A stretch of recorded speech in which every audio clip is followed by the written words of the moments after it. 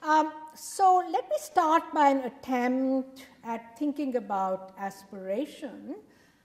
In the year 2003, the anthropologist Arjun Appadurai, in a volume which was written by economists and anthropologists together, which is a rare enough occurrence, but he tried to talk about the idea of development, not purely in terms of saying that here are people mired in tradition whom you need to develop, but by arguing that we need to pay a lot of attention to forms of culture that in fact make the subject oriented to the future.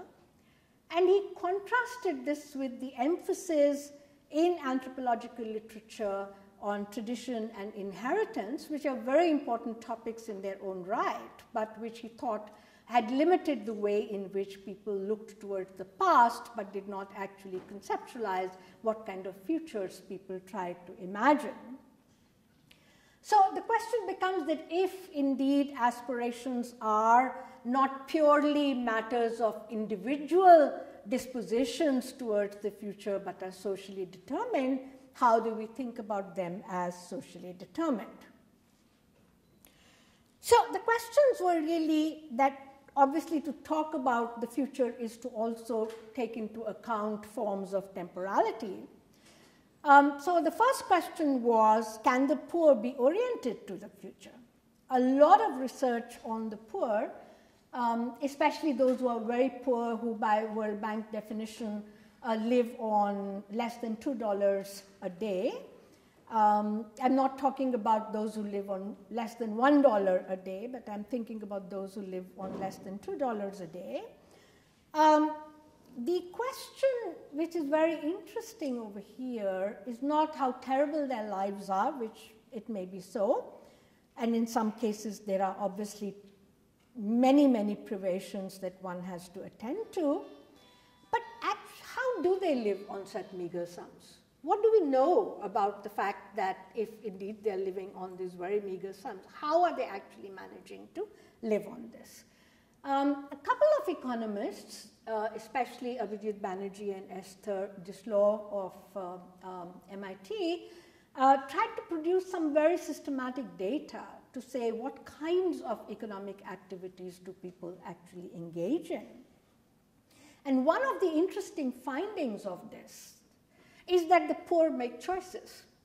And this might look like, is that a very startling thing to say? Well, in the context of that literature, it is a pretty startling thing to say that even when they're living with less than $2 a day, they're actually making choices.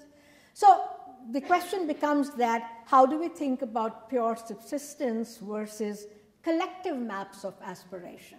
So that if aspiration is not purely an individual question, what are the kinds of maps of aspiration in a given community that we can find? And as Arjun Appadurai put it, aspiration was something which happened in the thick of social life.